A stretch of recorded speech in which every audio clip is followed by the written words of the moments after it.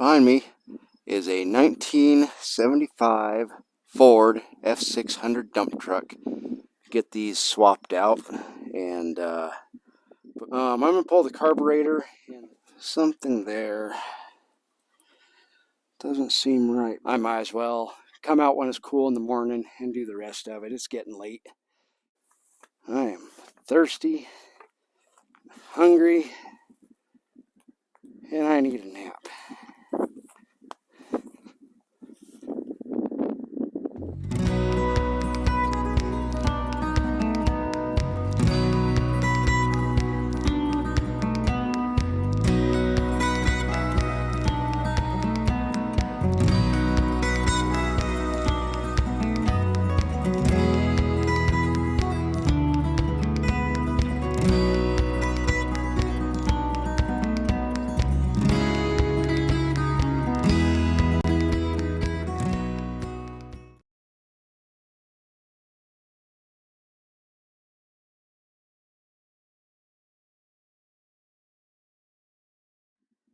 Hello everybody, welcome to day 2 of the 75 Ford F600 dump truck project. So didn't get as far as I wanted to yesterday. Got the hub and the brakes back there done, which is really good, and got the carburetor rebuilt, new fuel pump on. When it came to bleeding the brakes yesterday, something just didn't seem right. The pedal travel was obviously wrong. The pedal feel was just not quite there. I had a heck of a time getting them bled, and I couldn't understand why yesterday. Part of it was probably it was hot and I was trying to get stuff done, and so that had me pretty worried, because that's not a safe way to drive, a big old 26,000 GVW truck. But when I got home last night, I got on the internet, did a little bit of searching, hopped into a few forums on these old, larger trucks. And so there's actually, and I saw it yesterday when I started messing around with the fuel tank, there's a remotely mounted brake booster tucked up by the frame under the cab that has a slave cylinder attached to it that master cylinder feeds into. The reason I was having trouble getting it to bleed is because you have to bleed that cylinder down there first before you go out to the wheel cylinders. Not familiar with that setup, so that was my ignorance. So I've got to bleed everything out again. That's fine, at least I figured that much out. On the pedal, what I discovered was, so looking at it, that looks like a fairly new master cylinder. It's been replaced at some point. It's definitely not, 50 some odd years old. Apparently, when those get replaced due to manufacturing differences between the trucks and that master cylinder, when you put a new one on it, the push rod from the pedal to that cylinder always ends up being wrong. It always ends up being way short, and the cylinder usually doesn't come with a new push rod to make up for that. So the first thing I'm going to do today is pull that push rod off. I'm going to run down to another shop, see what I can come up with to fabricate a new one that is going to be the right length. That will solve my pedal problem. That'll also make it way easier to bleed everything else.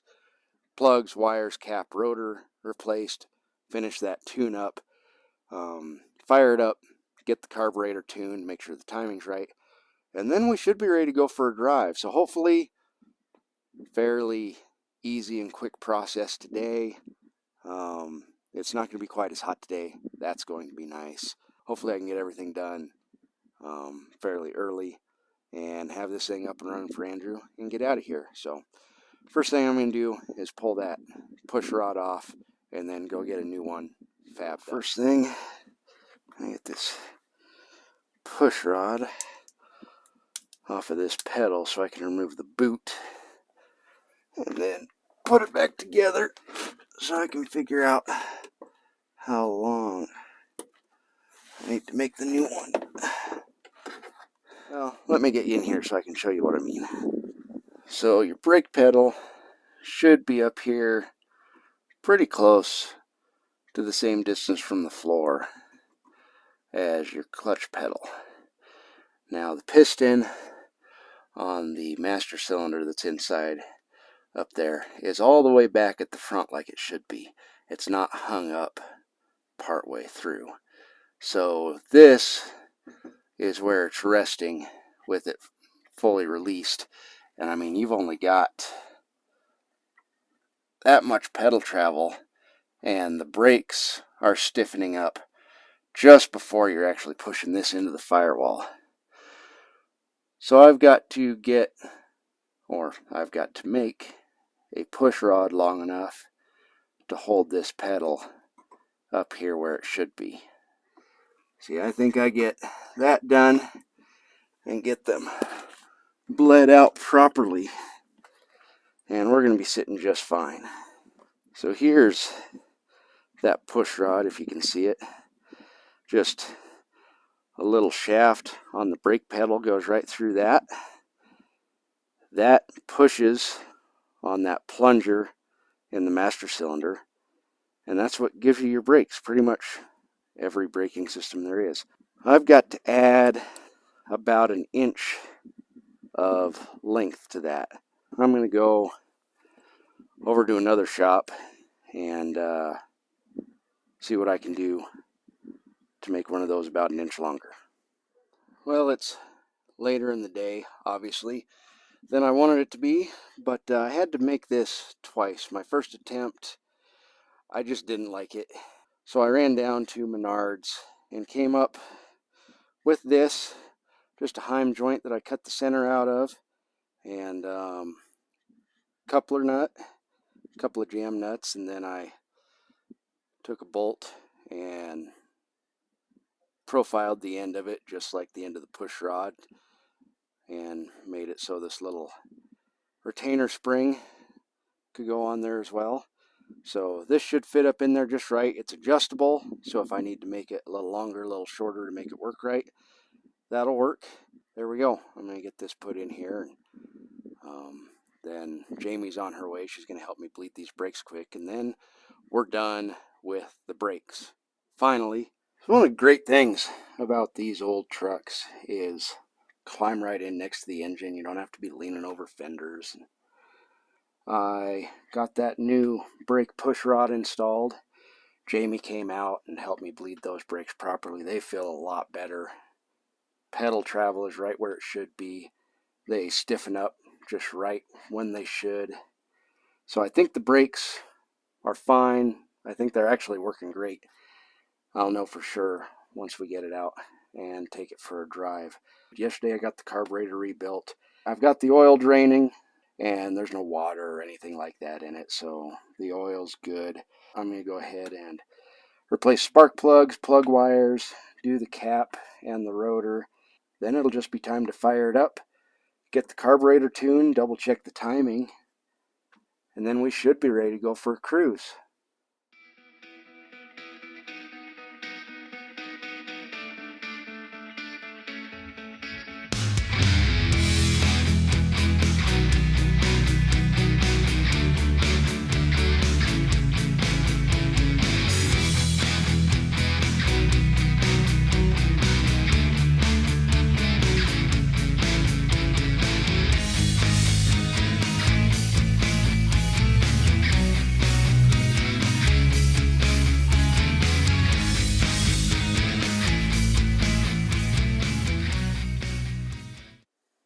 I think I'm ready to just crank on it and make sure I've got good fuel flowing. Pretty sure that's neutral. Set the parking brake, which probably doesn't work. Okay, I'm going to crank on this, make sure that that pump is pumping fuel, and make sure I get fuel up here to where it'll go into the carb. Got the ignition off, so crank it over and make sure I've got fuel.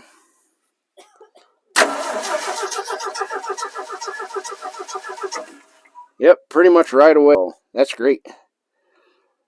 So I'm going to hook that fuel line up, tighten the fitting into the carb. Crank it over a couple more times just to fill the bowl, and theoretically it'll fire right up. Go get my timing light and my vacuum gauge and my temp gun. We'll just fire it up and see what happens. Alright, key is on. Got fuel. I've got my vacuum gauge hooked up to the carburetor. Got my timing light hooked up so I can make sure that the timing is set correctly. So, see what happens here.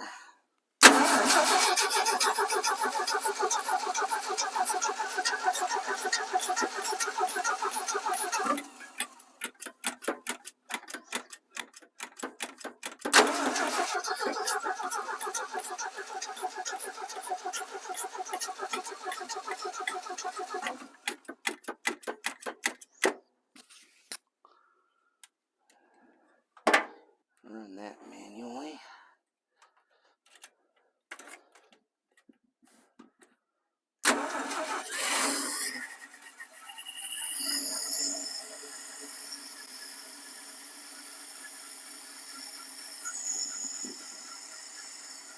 Alright, well that's idling right away.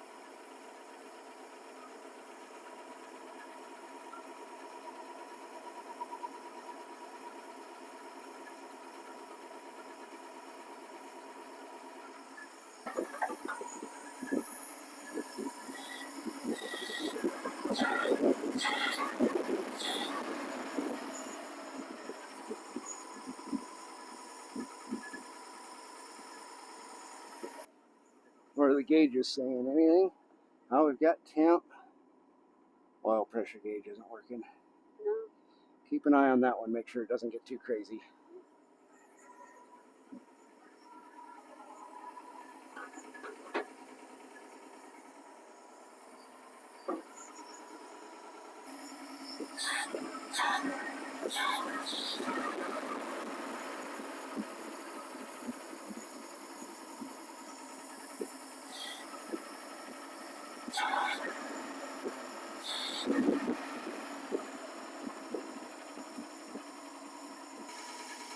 Okay, shut her down.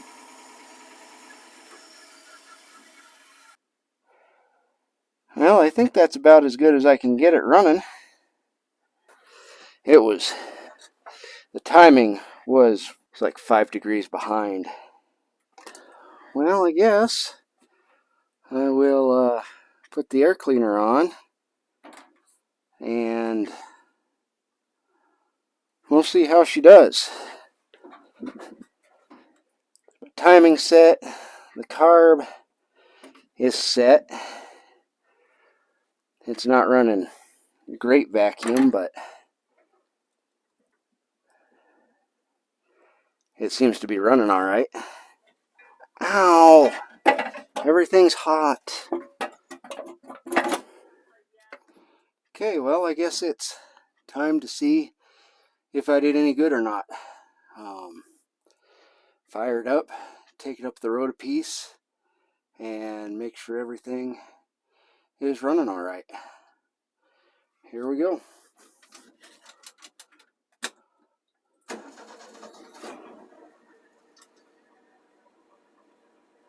Fires right up and sounds great.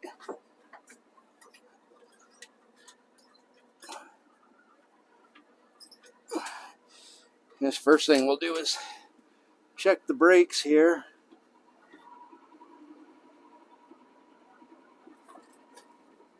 Oh yeah, she stops just fine.